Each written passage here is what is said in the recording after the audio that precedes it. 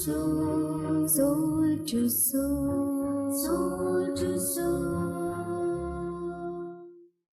The best way to find yourself is to lose yourself in the service of others. A very warm welcome to Soul Talk Show.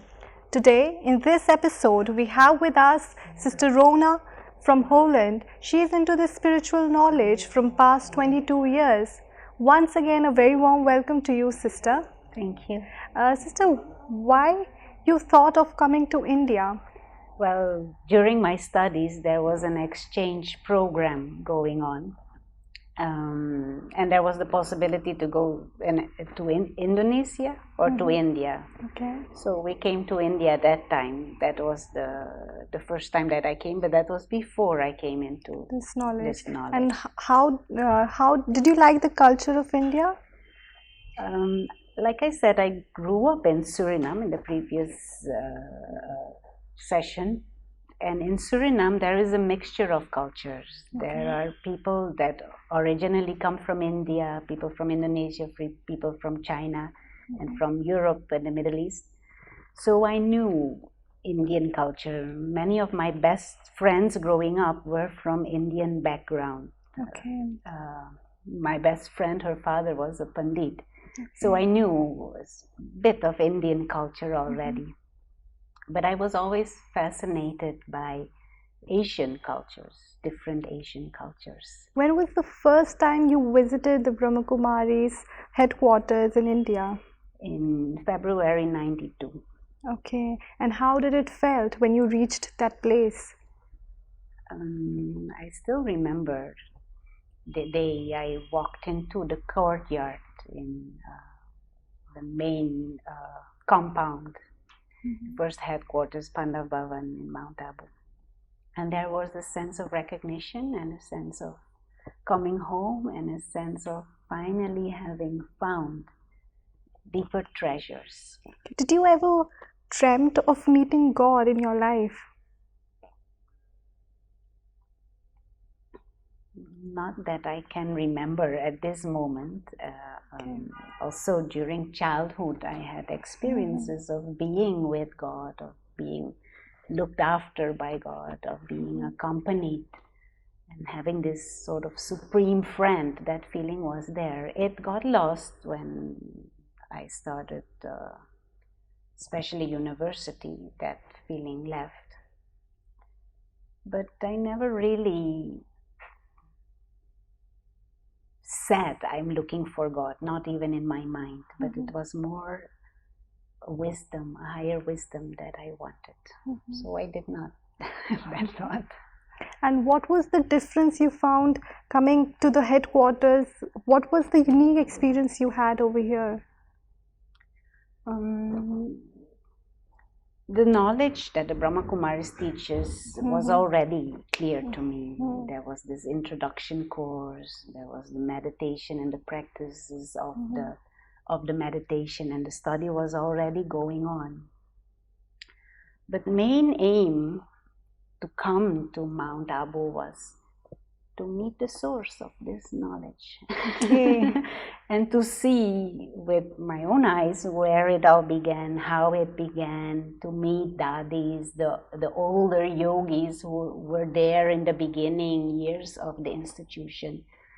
To see, to meet them, to hear them. And that is exactly what happened. Okay, and who is the source of knowledge? The source of knowledge is the Supreme God Himself. Okay, so God Himself gives the knowledge? Yes, the knowledge that we study, the knowledge that we practice, the knowledge that we imbibe and that forms our consciousness is supreme knowledge. And that knowledge comes from the Supreme. And He uses a physical body to talk about that and to explain to us. He has used in the past the body of Brahma, the founding father, and now He is using the body. I'm saying He, but it is a soul, not He, not she, but both. Using the body of an older yogi to reveal this higher knowledge. And we are present when that happens. Okay. So you experience that personality, the being who is in that highest consciousness. You experience the peace, you experience a mind that is so loving and so clear. And at the same time, that being speaks this highest knowledge. And it as if feels like this is it. Okay. So that was my experience, and that is why I come to Madhuban for. Although the knowledge is available all over the world, but to really touch base with the source, as long as it happens. How does it felt when you first time met God? Well, meeting God happens at two levels. No? One is through the mind, lifting my consciousness to the level of the Supreme Being. And then there is the experience of meeting. Then there is the experience of companionship. Then there is the experience of eternal relationships. And that happens in meditation, in a state of yoga, that can happen anywhere, anytime during the day. If I lift my state of consciousness to that level, I experience His presence. But when the Supreme comes into the physical dimension, into the physical body, so we can see and we can hear and sometimes even touch, that is a physical type of experience. And that happens here, although it is limited by the limitations of matter. And the fortune is if we can have both experiences. Okay. And what experience you had, sister? When that, the first time in a physical way, I was amazed by the purity and the cleanliness of that being, the personality, the way the Supreme Being uses the body in such a controlled way, no waste movement even. The power that comes through the eyes is amazing. Like a father, a mother, a friend, a beloved, an eternally wise one looking at the other souls. And the deep, deep experience that I had at that time, that I can still clearly remember, is of total purity and cleanliness. And the thought was, I want to be like that. Okay. Did you had any questions in your mind about your own self when you were in front of Him? Not that I can remember. I was so focused and so absorbed in a feeling of joy. And it was a higher joy that had nothing to do with any physical attainment or sense pleasure. I was so absorbed in that. I just felt this should be always like this. As if memories of past had merged also. There was no sense of I or of the body or the bodily personality or the story around Rona. That was, at that moment, it was completely merged. Okay. Sister, you just mentioned that the memories of the past came back. So do you really believe in reincarnation and karma philosophy? The soul, the inner being, the higher being, the God-like being, is eternal and immortal. Okay. Belongs to a non-physical dimension and has come in this world, uses this body for a temporary period. And when this body cannot function anymore, so leaves this body, it can either go back to the non-physical world or take another body. That to me is very logical and clear. But on top of that, there have been very thorough studies done applying scientific methodology to study cases all over the world of children who remember their past life by the University of West Virginia in the United States. And I have read many of those stories. So for me, it is not a belief. For me, it is an absolute fact. Okay. And what relationship with God you share now?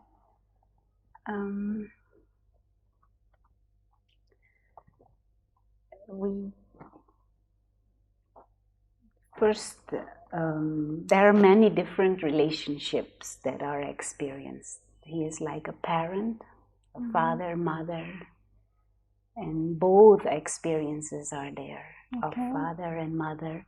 But at the same time, I love his wisdom, and I love his teachings. So at the same time, he's also my supreme teacher. But also a companion, also a beloved. And there are different periods that certain relationships are more dominant in my consciousness and in my feelings, but many different relationships. Sometimes I experience him as my doctor. Okay, interesting. My psychiatrist, when certain funny emotions are there, he is there to guide the mind to think in a different way. So then he becomes like a doctor. So different relationships are there, but like an eternal companion. Sister, there are so many institutions in the world which teaches meditation. Then why only Raj Yoga meditation? I did not search much in terms of spiritual institution or New Age institutions, or I did read many different religious books from different religions, but I never really found the deeper answers that made sense to me. And the other institutions, meditation institutions, most of them were too expensive. And I was a student, and students generally don't have that much abundance of money nor time. So I did not enter into other areas, so I can't really say. I came across this at the time when I was open to it and wanted something like this, and I felt it was so good, so I stayed. And I have no need for anything else. Is it possible for a normal human being to have a relationship with God? I think all human beings, this word is a beautiful word, no? Human being. Human and being. Human means the body, the bodily personality, and the being is a non-physical being, a spiritual being. So I think we eternally belong to a spiritual dimension. We eternally belong to the Supreme Being, to God. But we get so caught up in the body and the bodily personality and the bodily world that we forget, and that we disconnect with that spiritual dimension, and that we do not experience that connection and that relationship and that belonging. So sooner or later, everyone will return to that awareness again, and will wake up to a bigger perspective and a bigger picture and the experience of being a child of the Supreme. So yes, I do think it is possible for everyone, but everyone is on a different stage in their journey. So waking up will happen at different time for different people. Normal norms say that you give more than you take. So is it true? You give more than you take? I'm not understanding. We give more things in life than we get back in life. I don't think that is true. But at least from my own experience, I feel we get so much. And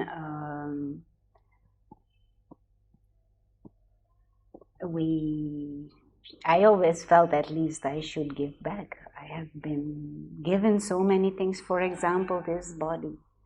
This body itself is like a miracle. And we get it at birth for free. It does everything. We can see, we can hear. We receive so much from life. But we can be in a beggar state of mind, and then it is never enough. And then we create these desires, which I feel are imagined and created within us.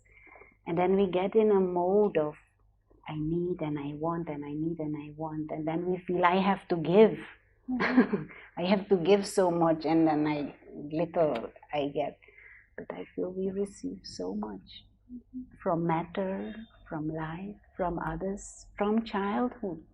So many things are there, the sun. There are so many things that we receive. We should be more concerned about giving back. And of course, if we give back, of course, if we have this attitude of generosity, of course, if we have this attitude of serving, we ourselves will respect ourselves better, but also others will respect us more and love us more. So they will give back again. And how can we serve humanity through this knowledge? The need of the world is knowledge, spiritual knowledge, higher wisdom. And all problems in the world come from that ignorance. So if we make this wisdom available for everyone, then everyone can lift their consciousness and make better choices, take other decisions. Lives of people will be better. So I feel the first service we should do is offer this knowledge to everyone, but not only through our mouth. Okay. Then in what other ways we can offer this course, sister? We should live what we speak. Okay. So that we are like living examples of this knowledge. Through our eyes, we can convey feelings that put people at ease. Sometimes you say, hello, how are you, I like you, but your eyes speak something differently. And people can feel that. So if we can convey through our eyes a sense of peace, a sense of you belong to me, we are family eternally. Through our actions. So firstly, of course, is giving that wisdom, and much of that will happen through words. But if we live it, and if we generate those feelings and those vibrations, others will recognize on a different level also. Sister, which was the first thing that you changed in yourself after you received this knowledge? Bring down the amount of thoughts and bring down the amount of waste thoughts, especially. Okay. That was the first change I brought about in myself. And when did you decide to surrender yourself to God? The moment I heard this knowledge, I decided this is going to be my life. Okay. This is going to be the direction in which my life is going to go. Of course, that deepened, more I understood and more I practiced, and that got more practical form, more I grew into the knowledge and the practices. But from the moment I heard the knowledge, I knew this was going to be. Did you had any insecurity in your mind about your future? Not really, not that I can think of really, because I clearly understood that my future is based on the quality of my actions now. The quality of my consciousness, the quality of my thoughts, the quality of my feelings, the quality of service that I do. So I am more concerned of giving quality to the presence, and then future will be okay automatically. But also some simple understandings from the knowledge and the meditation, the inner being, the higher being, the soul, the God-like being is immortal, is eternal. So whatever happens to this body, what happens to the physical personality, whatever happens, the soul is eternal and immortal and belongs to that non-physical dimension and belongs to God. And that is unchangeable. So what is there to be insecure about? Okay, so we can even overcome our fear of death. Yes. Okay. And if we have higher experiences, if you experience the security of immortality and eternity, then the dying of the physical body becomes just like changing cars. okay. Sister, share with us one of your best experiences while meditating. There is not one. There are many, and there are many different experiences also. But one experience I treasure and that I go back to repeatedly is in the mind experience that there is a physical dimension and that this body and the bodily personality, Rona, is part of the story in the physical dimension. But the real I, the being of light, the soul, belongs to this infinite expanse of light. That is silent and peaceful home. And in that home there is a family of beautiful beings of light. And in that home is the Supreme, my parent, my teacher. And the feelings of love and the feelings of belonging and the feelings of eternity and the feelings of absolute security and stillness and unchanging relationships. That nurtures so much. And it is not a one-time experience. I go back to that again and again. And if there is more concentration, that experience is so rich and so deep. And God is so beautiful. But all these beings of light, all the souls, are in potential like that. Sister, have you ever faced any obstacle in your life in which God has helped you to overcome that obstacle? Many. There have been so many obstacles in many different forms. But one main role God plays is He gives us knowledge and wisdom. So He strengthens our discerning power, our intellect. So through what I receive from God in terms of wisdom, in terms of power, because of the higher feelings I experience in His company, there is always clarity of what to do. And then obstacles are not seen as obstacles. Okay. And sometimes the obstacles even stop being obstacles, or they dissolve. But even if they continue or if they are there, there is always the wisdom how to deal with it. Spirituality made you content, and I think that people who are content don't have any goal, any desire in their life. So do you have any goal in your life? There are different forms of aim. One aim is to the experiences I have and the treasures that are accessible to me and the wisdom that I have been given, I feel that should be shared with everyone. So one main goal in my life is that I should use my life to make this accessible for as many people as possible, so that they can also use it. On a personal level, there are aims in terms of my spiritual practice and the stage that I want to reach. And within the Raj Yoga knowledge, there is the concept of creating an angelic mind, coming back to a state that is godlike.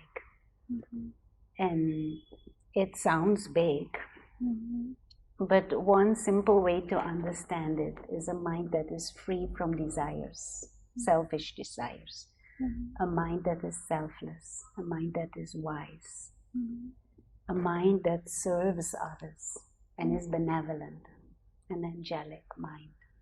So in terms of my own personal effort, that is a goal. Okay, and sister, if you wouldn't have been a BK, then what would you have been now? I really don't know, because I can't envision myself any other life.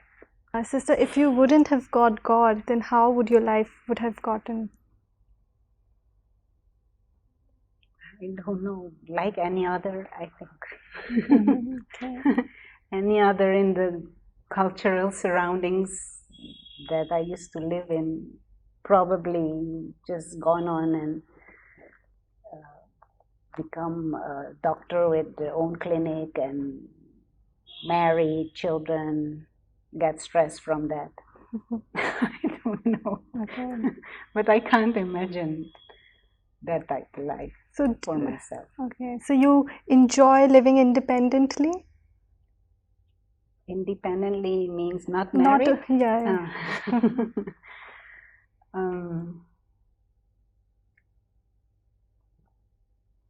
I really value the institution of marriage, and I really value the institution of family and family life. And I know the benefits of quality family life. But I feel human beings today are not capable of that anymore, and to provide for children an environment in which the best comes out of them. We are just not able to do that anymore, I think. And the world shows us relationships, problems, divorces, and family violence, and all that kind of thing. So to go into a relationship or in married life and having to experience all that, I don't think that makes much sense. So in a physical way, choosing to not have a partner, I think is wiser today. But having said that, in a non-physical way, I don't feel alone ever. There is this living relationship with the Supreme. There is this feeling of constant companionship and partnership and husband, Supreme husband. And there are so many children, so you feel like a world mother. So in that sense, I don't feel I'm deprived of anything because I have not been married. But at the same time, I don't think the world needs another mother today. The world needs another person to get married and get children. We have seen, and we are seeing where that leads to.